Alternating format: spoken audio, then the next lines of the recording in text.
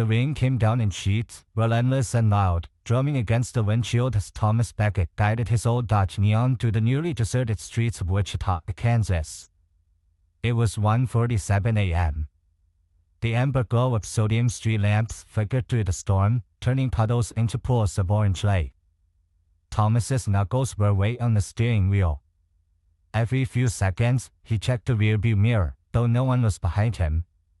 It was just a reflex. His mind was somewhere else entirely. He kept replaying the last 30 minutes. The scream. The blood. The panic. Layla had woken him up, her face twisted in agony, her hands clutching her stomach. She had stood at the foot of their bed, her nightgown stained dark around the thighs, mumbling that something was wrong. Thomas had leapt out of bed without a word, helping her to the car, dialing the hospital on speaker as he tried to avoid the potholes that littered 9th Street. "She's 8 months pregnant with twins," he told the nurse who answered. "She's bleeding badly. I think she's losing them." "Drive safely," the voice had responded calmly. "We'll be ready." Now, the emergency entrance to St. Catherine's Medical Center loomed into view. He slammed brakes a little too hard, the car fishtailing slightly before stopping. The doors opened automatically with a hiss. Thomas jumped out, shouting for help. Layla was barely conscious when 2 orderlies came running out with a stretcher. Her eyes fluttered, and she murmured something unintelligible. The blood was everywhere now. On her legs. On the seat. On his hands. They wheeled her in. A nurse asked him a few questions: his name, estimated due date, any complications, but Thomas could barely focus. He gave his name. Hers. December 12th. No. None. They told him to wait in the family room. He did. And that was where the night began to unravel. The family room was cold and sterile, a far cry from the warmth of the nursery heat and Layla had been preparing for the past few months. There were plastic chairs lined against the walls, a vending machine humming softly in the corner, and a clock that ticked far too slowly. Thomas sat on the edge of a green vinyl chair, his knee bouncing with nervous energy. He kept glancing at the hallway, hoping for a glimpse of a nurse, a doctor, anyone. There were no other families waiting. Just him. Him and the silence. He pulled out his phone, swiped to the last photo they had taken together. Layla was glowing. 8 months along, they said. She wore a maroon maternity dress, her hand resting on the curve of her stomach. She looked happy. So did he. He remembered that day. A church picnic. Pastor Elaine had blessed the twins, rubbing Layla's belly and praying softly. He smiled at the memory. Then the door creaked open. Thomas looked up, startled. A woman in her 50s stood there. Her graying hair was pulled back tightly, her scraps wrinkled, a faded name tag clipped to her chest. "See, Drew, right now." Her face gave nothing away. "Mr. Beckett?" she asked. He stood. "Yes." "How is she? Are the babies? Would you mind stepping into the consultation room?" His stomach dropped. She led him to a small room off the main hallway. No windows. Just beige walls, a table, and 2 chairs. He saw. She remained standing. "Your wife is stable. She's conscious," she began. Thomas let out a breath he didn't realize he'd been holding. "But there's something you need to understand, Mr. Beckett. When she arrived, we prepped her for emergency labor. But once we began examining her, things didn't align." "What do you mean?" "There were no signs of labor. No dilation. No cervix." He stared at her. "I'm sorry. We performed an ultrasound. A pelvic scan. Mr. Beckett, your wife does not have uterus." He blinked. Shook his head. Laughed, but only slightly. "That's not possible." She's 8 months. She cannot be pregnant. He stood abruptly. I told them, Kate. I've seen the ultrasound photos. We believe ultrasound images may have been fabricated. Silence. What are you saying? That she's lying? What? She made it up. Caroline hesitated. Her voice lowered. Mr. Beckett, from her medical scans, it appears your wife may have undergone gender confirmation surgery in the past. His world tilted. He didn't remember leaving the ring. Only the buzzing in his ears, the cold metal doorknob, and the realization that everything was different now. And the night wasn't over yet. The hidden life of Layla. Long before she was Layla Beckett, she had been someone else entirely. Born Elijah Dean Harris in Houston, Texas, 1989, Layla's early life was a scattered blur of foster homes, emergency shelters, and social workers whose names changed faster than the seasons. There were no baby books, no childhood trophies, just one worn envelope with a faded birth certificate and a tattered photo of a boy no one would recognize today. Layla never talked much about her past. Thomas, the man who would marry her, used to find that mysterious. Now, that silence felt more like a vault, carefully locked and guarded. By the age of 22, Elijah had already legally changed his name, gone through gender-confirming surgery, and left Houston behind for good. She is settled in Kansas under a new identity, built from the ground up through non-profit clinics and a determination to vanish into the ordinariness of life. Her job at the local library paid little, but it offered solitude, quiet, and the illusion of safety. When she met Thomas at a volunteer fundraiser hosted by St. Clair's Church, it felt like to find appointment. He was kind, gentle, the type of man who asked about your favorite book before your last name. They fell into each other like puzzle pieces. Thomas never pushed, never pried. Layla told him she was from Atlanta. That her parents died in a crash. That she had always dreamed of small towns and small miracles. He believed every word. Their relationship was rooted in simplicity. Church on Sundays. Dinner on Fridays. No sex before marriage. When Thomas proposed, Layla said yes, with tears in her eyes. Not because she was overwhelmed, but because she was terrified. She knew the truth couldn't stay hidden forever. But she also knew that, for the first time, someone saw her not as a statistic or a scar, but as a woman worth loving. After they married, she told herself that honesty could wait. Just until she found the right words. Just until she found the courage.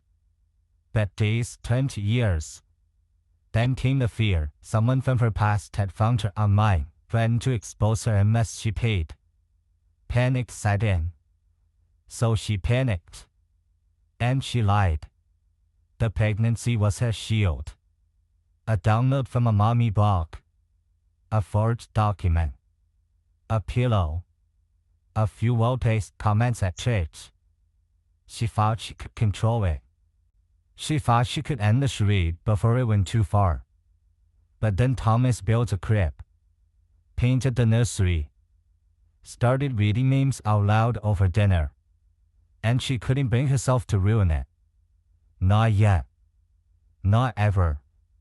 Layla Beckett was a fiction, but the love she felt for Thomas was not. And as she lay in that hospital bed, IVs in her arms, watching the man she loved spiral into a silence she couldn't reach, she realized the truth wasn't going to just cost her the marriage. It might cost her her life. The drive back from the hospital was almost silent. Layla sat in the passenger seat, wrapped in a hospital blanket, her four bruises still visible, her skin pale and waxy under the passing amber glow of street lamps. Thomas didn't look at her. Not once. His hands were steady on the wheel, but his jaw clenched so tightly it looked like he might snap a molar. She tried to speak, but stopped herself more than once. At a red light, she finally whispered, "Thomas. I wanted to tell you." His voice came low. "But you didn't." She nodded, tears forming. Because I loved you.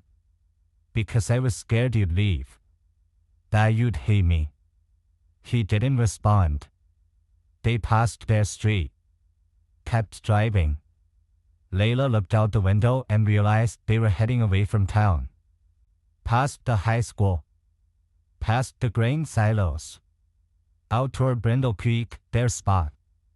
The place he'd gone after their first fate. After his father's funeral. After she said she was pregnant. A wave of cold recognition hit her. Where are we going? She asked, voice barely audible. No answer. Thomas had always been a steady one. The man who carried groceries for elderly neighbors. Who left handwritten notes in Layla's lunchbox. Who prayed before every meal. But now, there was no praying him. Only calculation. The gravel crunched beneath their tires as they pulled off the main road. The sky above them churned in slow spirals of dark cloud.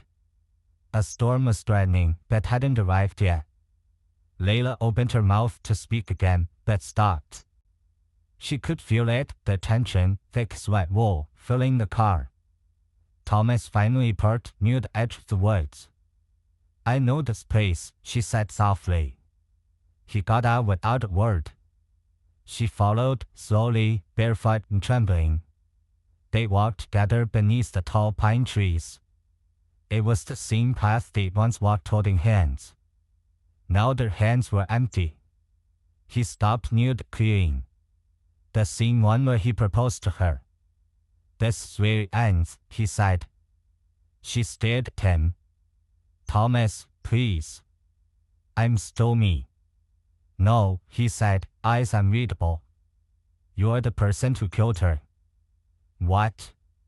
You didn't just lie. You made me live in a lie. Every day. Every prayer. Every dream. She dropped to her knees. Thomas, I didn't want to hurt you. His voice cracked. But you did. They stood like that for a long time. And then something in him broke. She never screamed. At least, not loud enough for anyone else to hear. Later, he would tell detectives she didn't fade. That maybe, in her own way, she had already accepted her fate. By dawn, the body was buried in a shallow patch of wet earth. Thomas drove home in silence. The next morning, he knocked on his mother's door in the same clothes. Soaked. Muddy. Ashen-faced. She opened the door, startled. Thomas.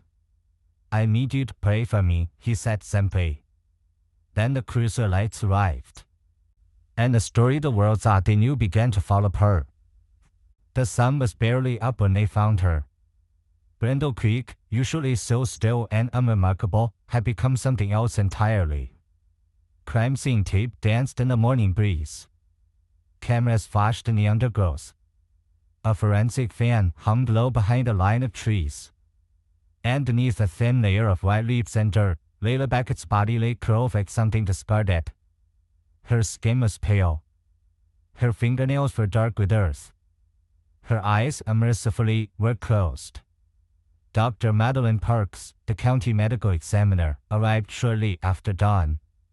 She crouched beside the body, adjusted her gloves, and peeled back the tarp. Her expression didn't change. Not when she brushed soil from Layla's mouth.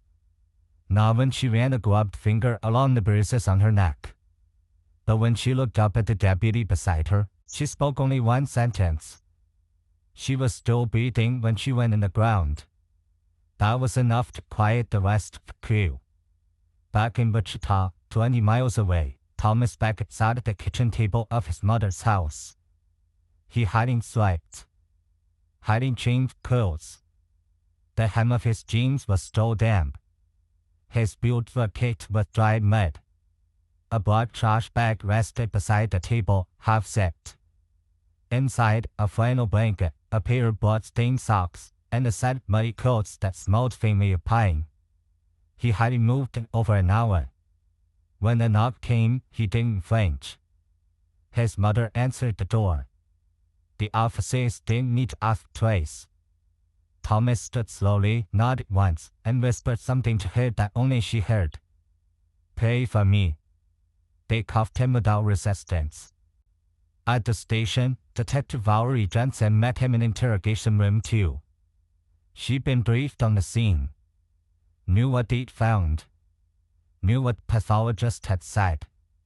But she also knew what trauma looked like. What silence could mean. Thomas Beckett didn't ask for a lawyer. He didn't demand a phone call. He just sat, arms limp at his sides, eyes bloodshot. She clicked on the recorder. "Mr. Beckett," she said, voice low and even. "Can you tell me what happened after you left the hospital last night?" He didn't answer right away. Instead, he stared at the tabletop. Then he rubbed his hands together, like he was trying to remember what they'd done. "She was awake," he said. "When I came back. Sitting up. Said she was ready to go home." "Did she argue?" "No. She was tired. Hooked to a machine. But she got up." "Did the staff know you were leaving?" Thomas looked up for the first time. There was something in his eyes, regret, maybe. Or disbelief. "They would stopped me. So we didn't ask." Jensen kept her voice steady. "Where did you go?" "Brindle Creek." "Why there?" He hesitated. "It's where we used to walk. Before we were married." She gave him time. She said we could move. Start over. Adopt. She said nobody had to know. "And what did you say?" He looked away. "I told her I knew." In another part of the building, a team of cybercrime specialists worked their latest devices. It didn't take long. Her library-issued desktop was clean, but her personal flash drive, found inside a hollowed-out book in her locker, held everything they needed. Her real name was Elijah Dean Harris. Born in Houston, Texas. Foster care.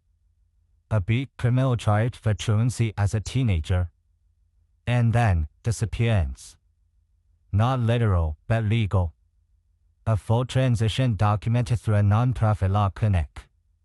Name changed. Gender marker updated. Social security number reassigned.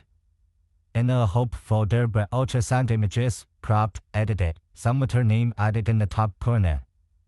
There were PDF files with fake appointment logs. A Word doc listing names for twins. Charlotte. Daniel. Ali. Miles. And a string of journal entries. Short. Frantic. If I tell him, I lose him. If I don't, I die waiting.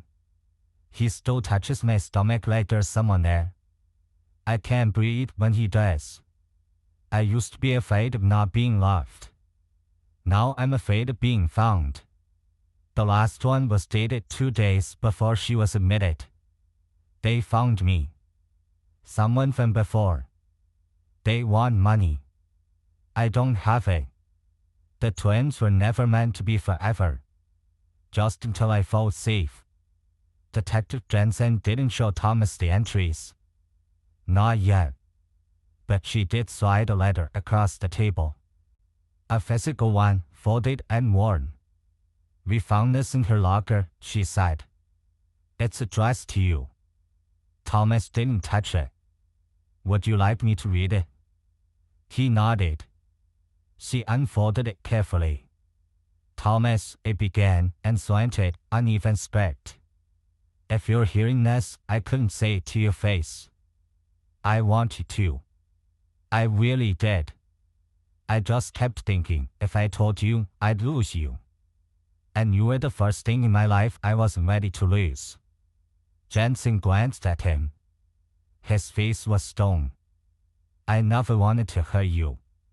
But I didn't know how to be loved without lying. I didn't fake it because I didn't care. I faked it because I cared too much. And I know that doesn't make it right. She read the last line quietly. If you kill me for the truth, at least let it be the real me you bury. Thomas's breathing had changed. Slower. Measured. Jensen waited. After a long silence, he said, I asked her once, early on, why she never talked about her childhood. She said she didn't remember much. I thought that was trauma. Turns out, it was a whole other life. He stared down at the table again. The shadows beneath his eyes looked deeper now. I just wanted her to be real. The recorder clicked off. And outside, the sun rose over Kansas like nothing had happened at all. The courtroom was full before the doors even opened.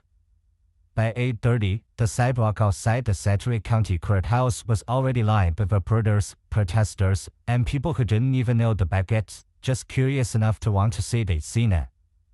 Some held signs that read, "Deceit is not love." Others clutched rainbow flags and wore pins shaped like broken hearts. Camera crews fought for sidewalk space, and the metal detectors beeped non-stop. Inside, Thomas Becket sat at the defense table in a gray suit that didn't quite fit. His face was thinner now, cheekbones more visible, eyes deeper in. He didn't look at the gallery. He didn't look at the jury. He looked at his hands, folded meekly on the table. When the judge entered and called the session to order, no one made a sound. The prosecution moved quickly. District Attorney Sarah Landon didn't speak loudly, but she didn't have to.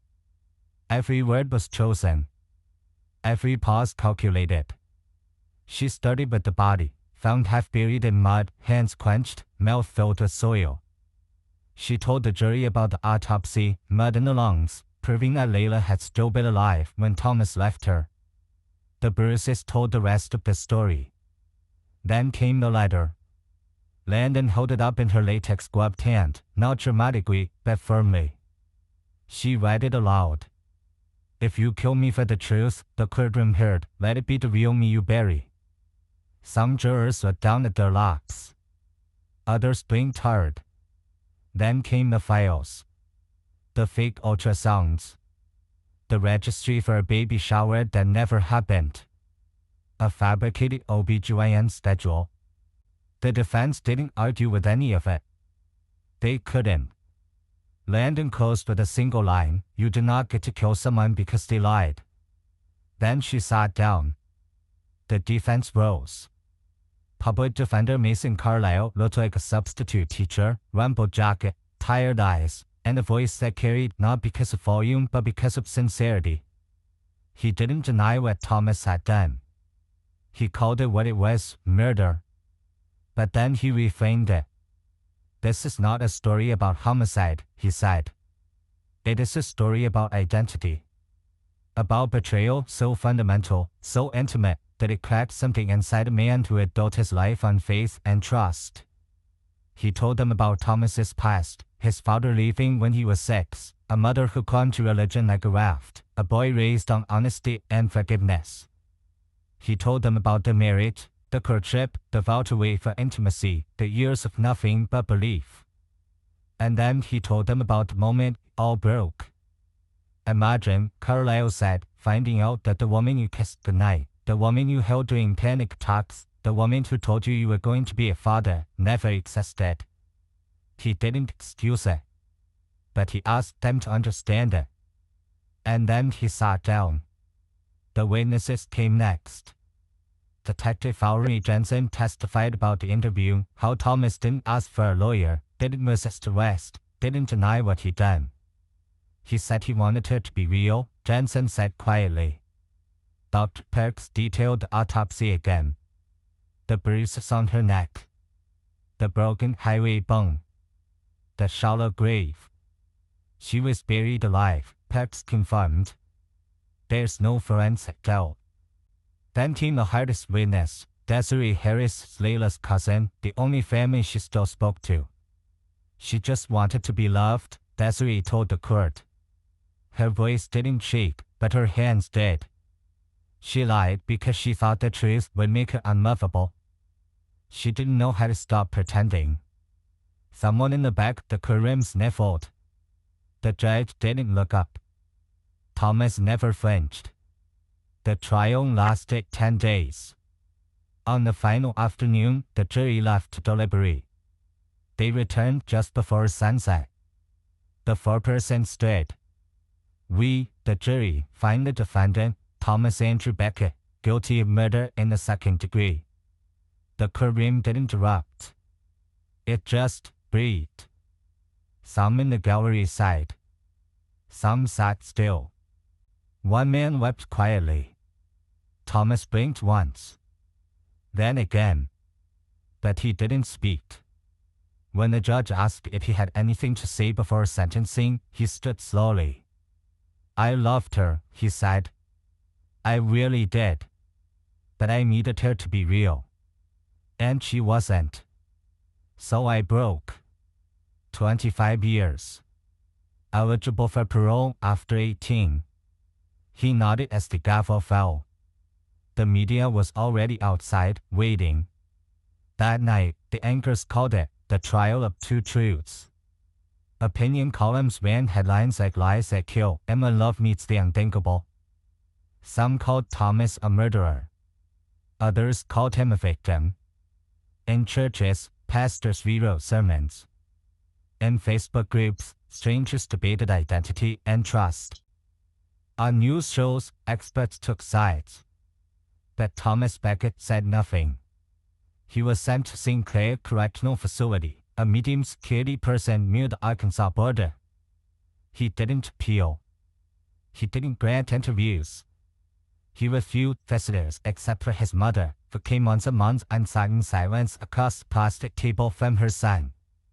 He spent most of his time in the prison chapel, reading Psalms, always the same one. Psalm 38. There is no health in my bones because of my sin. No one knew what he meant by that. Maybe not even him. But when asked, weeks later, if he had a message for the outside world, for those who remember Layla as a woman trying to survive, or for those who believed she was manipulated or pushed too far, he only said one thing. Let them remember her as they want. He paused. I remember what I destroyed. It didn't end with the verdict. The cameras left, eventually. The protest signs were packed away. The news vans rolled on to the next disaster. But the questions, they stayed. In churches, in college classrooms, in family dinners held just a little quieter than before. In Wichita, people still spoke of the Becket case like it was a mirror they weren't ready to look into. Some said Thomas Becket was a monster, a man who couldn't handle truth, who had been handed an opportunity for compassion and chose a shovel instead.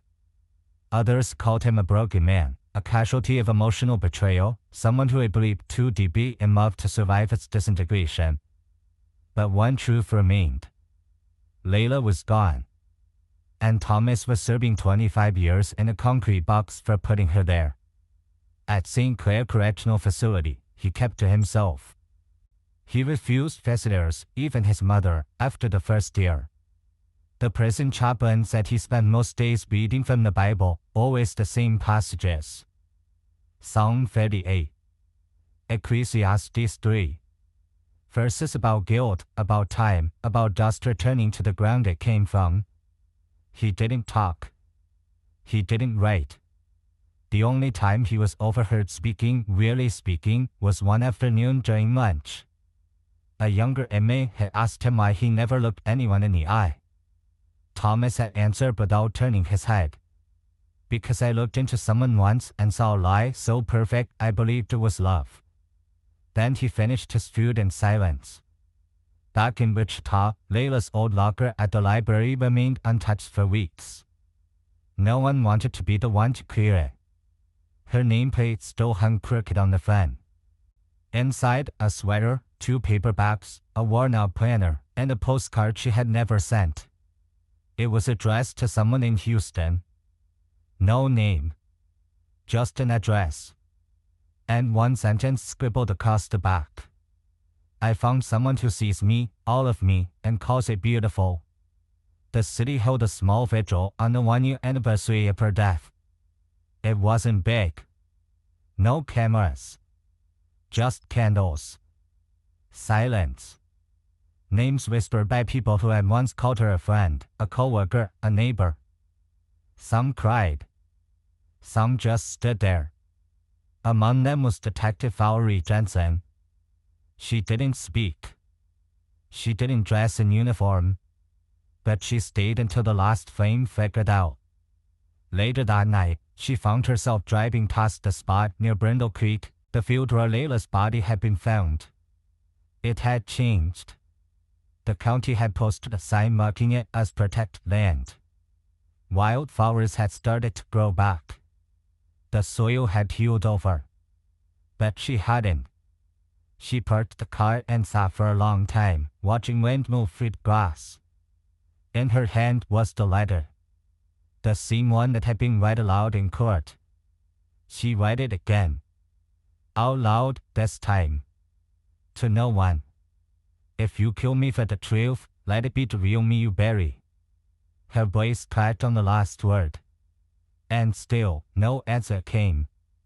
Across the country, a documentary series was made about the case. It aired on 3 platforms and racked millions of views. The episodes were titled with chapters of a tragedy, the woman who wasn't, the husband who snapped, the lie that lingered. Online, the debates reignited. Opinion pieces flooded in. Was it a hate crime? Was it trauma? Was it survival? Was it murder? People argued. Picked sides. But the trios never argued back. In Houston, an LGBTQ center added Layla's name to their memorial wall. No mention of the trial. Just her name. A date of death. And underneath, a quote that no one could quite trace. We are more than what we survive. We are who we become after. Thomas never saw it. He remained at St. Clair, day in, day out, marking time not by seasons, but by scripture. He never asked for parole hearings. He never challenged a sentence. When asked, years later, by a prison psychologist if he believed he deserved to be forgiven, he said, "I'm not sure forgiveness is for people who need someone to die to find the truth." And that was that. The world moved on. As it always does. New stories took the headlines. New tragedies took their place in the cycle. But for those who remembered, truly remembered, the story of Layla and Thomas didn't fade. It lingered in the quiet spaces, in the silence between husband and wife, in the secrets we don't say, in the weight of trust that can crush as much as it lifts. And sometimes, late at night, in a dim library big room or a prison bunk where no one sleeps soundly, a voice would echo, not out loud, but inside. I just wanted it to be real. 3 months after the verdict, a beige envelope arrived at the Beckett family's former mailbox, now redirected to a small law office in Newton, Kansas. The return address was handwritten in neat block letters, D.M. Wallace, with a forward appeal box. Inside was a single folded page, faintly scented with lavender. The ink had bled in places, smudged by the rain or tears. It was Layla's handwriting. Not the sprawling loops Thomas had seen on birthday cards and sticky notes on the fridge, but something smaller, more careful, like she knew this would be the last thing she ever wrote. The letter had been postmarked 2 weeks before her death. It had never reached him. But now it had reached someone else. Detective Miriam Hensley sat at her desk, elbows planted, glasses straight down her nose, reading the letter for the first time. Her office smelled of stale coffee and rain-soaked files, but her mind was somewhere far from paperwork. The words on the page were heavy. Thomas. If you're reading this, it means I either told you or you found out another way. I'm sorry. Not just for the secret, but for how long I kept it. I was scared. Scared that if you knew who I was, who I had been, you would stop loving me. I wanted to tell you on our first day. Then the second. Then when you said you loved me. But each time, your eyes looked so full of hope that I couldn't bear to break them. It was never my intention to lie. But when you asked me to marry you, I told myself, I'll tell him on the honeymoon. Then I said, I'll tell him before we try for kids. Then I said, maybe we'll never have to have that talk. I should known the truth never stays quiet. And I should trust you. I know now that hiding the past didn't protect me. It imprisoned us both. And I never meant for you to feel betrayed. I was just trying to survive. I was being blackmailed, Thomas. That's why the ultrasound pictures weren't real. That's why I pretended. Someone from before I transitioned, found me. They knew my old name. They threatened to expose me unless I paid. I panicked. I made the wrong choice. But I never faked loving you. That part was always real. I don't expect forgiveness. I just hope you remember some part of us with kindness. I hope you know that for every day we spent together, I felt safe. And I haven't felt safe in a long time. Love. Layla. Detective Hensui folded the letter and slid it into a plastic evidence sleeve. She stared at it a moment longer before locking it away in a secure drawer. It was late, 9:43 p.m., but the hallway outside her office still buzzed with the occasional radio squawk and echoing footfalls. Downstairs, reporters still loitered near the front steps, hungry for follow-ups, op-eds, drama. A few had already gotten wind of the letter's arrival, and whispers of a documentary series circled online forums. But Hensui wasn't interested in spectacle. She was interested in the truth. And this letter, however belated, was the closest thing they had to the full story. She opened her notebook and scribbled one final line beneath the case file. Not a monster. Not a saint. Just a woman. And a man who broke when the truth came too late. Thomas Beckett never read the letter. His attorney received it, scanned it, and filed it in evidence, unsure whether to show it to the man now serving 25 years at the Lansing Correctional Facility. According to the chaplain, Thomas spent most of his days reading songs. He had refused therapy, declined parole board interviews, and barely spoke to anyone besides his mother. When asked if he wanted to respond to the letter or send a statement, he only muttered, "Let them remember her as they want. I remember what I destroyed." The final chapter of their story, 2 lives entangled in love, secrecy, and devastation, ended not with answers, but with silence. And in that silence, a question echoed. When does a lie become a crime? And can love survive the truth, when the truth is a storm that breaks everything?